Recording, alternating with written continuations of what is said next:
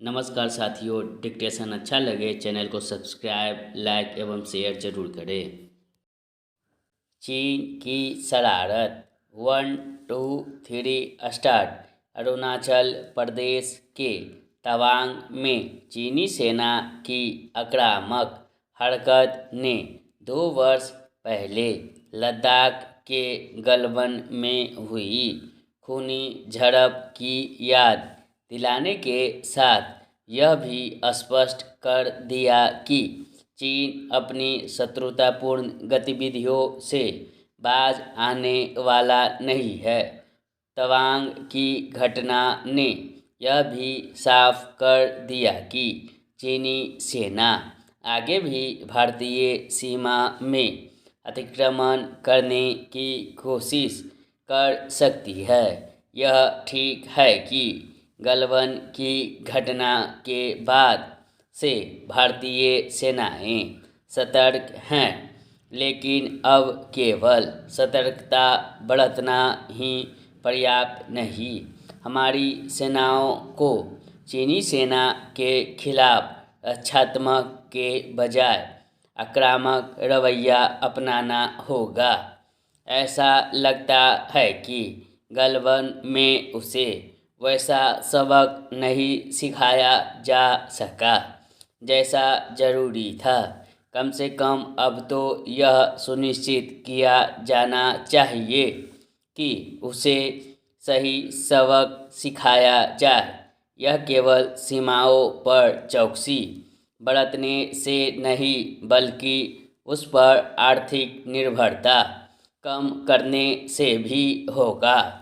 यह ध्यान रखा जाना चाहिए कि गलवान की घटना के बाद आयातित चीनी वस्तुओं पर निर्भरता कम करने के तो तमाम कदम उठाए गए, उनसे वांछित परिणाम प्राप्त नहीं हुए। अफसोस कि ऐसा आत्मनिर्भर भारत अभियान शुरू करने के बाद भी नहीं हुआ।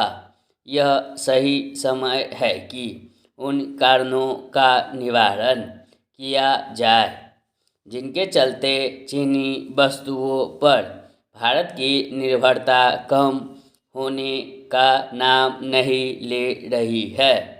इस दिशा में ठोस उपाय इसलिए भी किए जाने चाहिए क्योंकि व्यापार के मामले में पलड़ा चीन की ओर झुका हुआ है।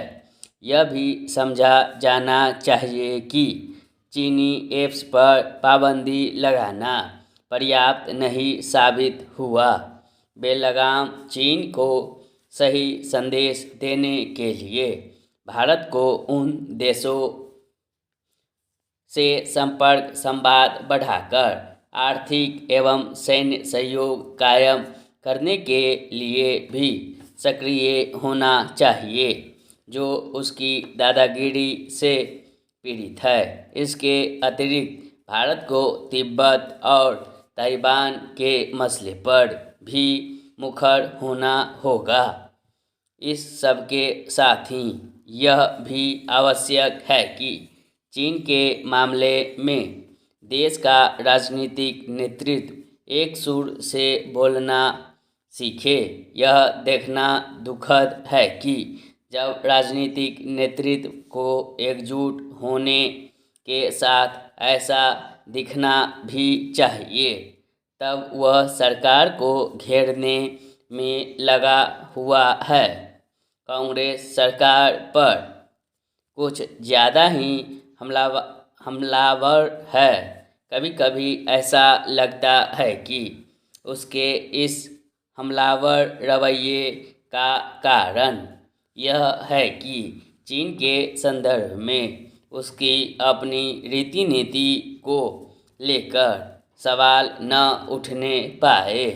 इसकी अनदेखी नहीं की जा सकती कि डोकलाम विवाद के समय राहुल गांधी भारत सरकार को सूचित किए बिना चीनी राजदूत से मुलाकात कर आए थे।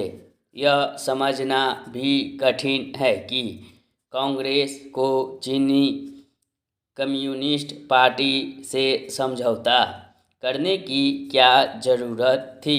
यह समझौता इसलिए आपत्तिजनक है क्योंकि राजीव गांधी फाउंडेशन ने चीन से पैसा लेने में भी संकोच नहीं किया था।